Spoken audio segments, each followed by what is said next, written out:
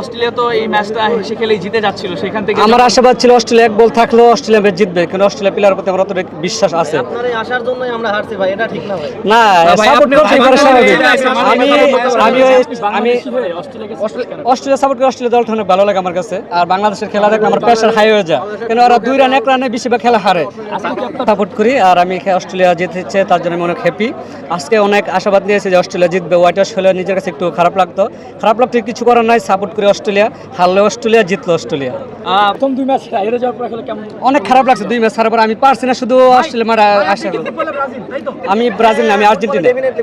আমি আর্জেন্টিনা করি, আমি ব্রাজিল করি না। সকালে খেলা দেখতে পারি নাই, অ্যালার্ম দিয়ে রাখছিলাম কিন্তু উঠতে পারি না।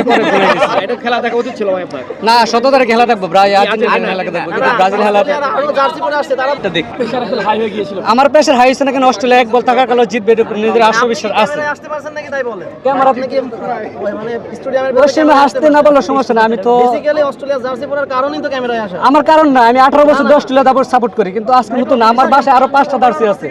আজকে বাংলাদেশ যখন মনে হচ্ছিল হেরেই যাচ্ছে, সেখান থেকে এত দূর পর্যন্ত খেলাটা আসলো, ওই টাইমটাতে কেমন লাগছিল, কি ফিল হচ্ছিল? খুবই খারাপ লাগছিল, যদিও আমি খেলার সম্বন্ধে অতটা বেশি ভালো জানি না। তারপরেও যারা বাংলাদেশের খেলা দেখে, উপভোগ করে, দেখা খুবই ভালো লাগছিল, কিন্তু লাস্ট সময় আর ভালো লাগলো না। ভাগ্যের উপর নির্ভর করে, ভাগ্যক্রমে হয়নি। ফুটবলে কোন দল সাপোর্ট করা হয়? ফুটবল তখন সাপোর্ট করব যখন বাংলাদেশ বিশ্বকাপে খেলবে।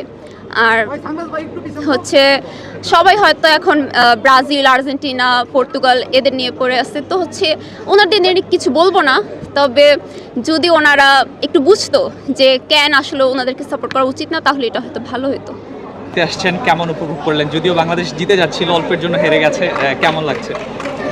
যে আমি এই ফার্স্ট টাইম আসছি, খুবই উপভোগ করলাম, খুবই ভালো লাগলো, আলহামদুলিল্লাহ।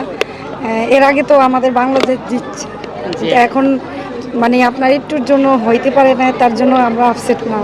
আগামী সময় দেখা গেছে জিততে পারে। খেলা দেখতে এসেছেন, প্রথমবারই বাংলাদেশ হারলো, এটা থেকে খারাপ লাগছে? জি অবশ্যই খারাপ লাগবে, যেহেতু আমরা বাংলাদেশেরই মানুষ। কিন্তু মধ্যম অবস্থায় এসে আমরা যে আমাদের তানভীর ইসলাম, সে খুব খারাপ করছে। পাশাপাশি অনিল কাফালি আছে না, ওই প্লেয়ারটারে আউট, জি ওকে আউট না করাটা এটা সবচেয়ে বড় ভুল হয়েছে। এই ভুল হওয়ার কারণে আজকে ম্যাচটা আমরা হেরে গেছি এই জায়গায়।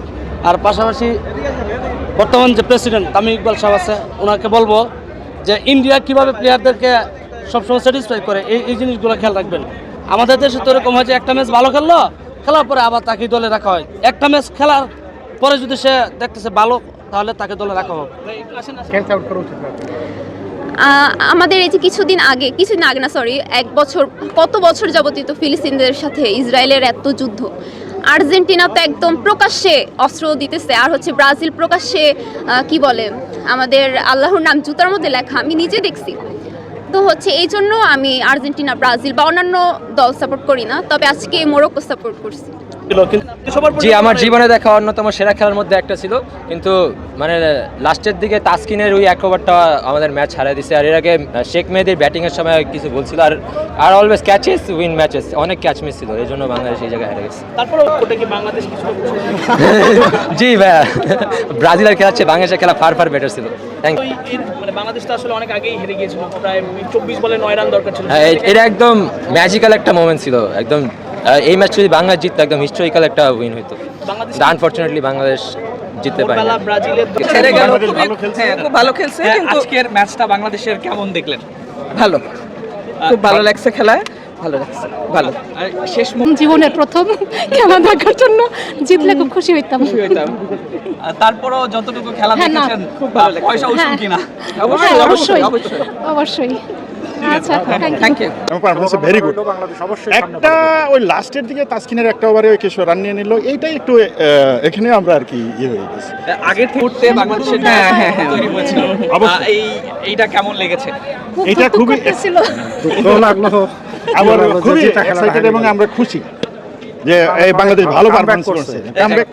একটা সময় মনে হচ্ছিল হেরে যাবে, সেখান থেকে ম্যাচটা এত এবং আমরা একটা বেশ বড় গ্রুপ ছিলাম, ফুল ফ্যামিলি ছিলাম, কয়েকজন চলে গেছে, কিন্তু তারা এখন আফসোস করতেছে, আমি ড্যাম শিওর।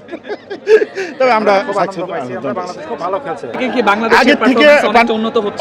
অবশ্যই ডেফিনেটলি ডেফিনেটলি আমি মনে করি যে এখন ওয়ার্ল্ডের যে কোনো টিমের চাইতে বাংলাদেশ হেলাই খেলায় কেউ বলবে না যে বাংলাদেশ গোনায় ধরবে না, এরকম না।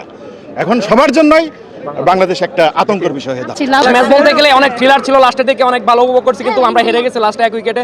যদি জিততে পারতাম অনেক ভালো লাগতো, তবে ম্যাচটা পুরোপুরি থ্রিলার ছিল। লাস্টের দিকে তাসকিন যদি 1 ওভারে 21 রান না দিত, 3টা ছক্কা খেয়েছে, যদি এটা যদি না খাইতো, এই শরীফুল 6টা উইকেট নিয়েছেন শেষের দিকে, মুস্তাফিজ অনেক ভালো বল করছে, আমরা অস্ট্রেলিয়াকে মাইটি অস্ট্রেলিয়াকে বাংলা ওয়াশ করতে পারতাম। তো যাই হোক, বাংলা ওয়াশ করতে পারি নাই, তবে সিরিজ জয় আমরা করেছি। দীর্ঘ 21 বছর পরে আমরা টেস্টে ওয়ানডেতে জয় পেয়েছি অস্ট্রেলিয়ার বিপক্ষে, তো খুবই ভালো লাগতেছে। তবে জিততে পারলে আরো ভালো লাগতো। সব ধরনের খেলার খবর পেতে সাবস্ক্রাইব করুন, সঙ্গে থাকুন খেলার পাতার।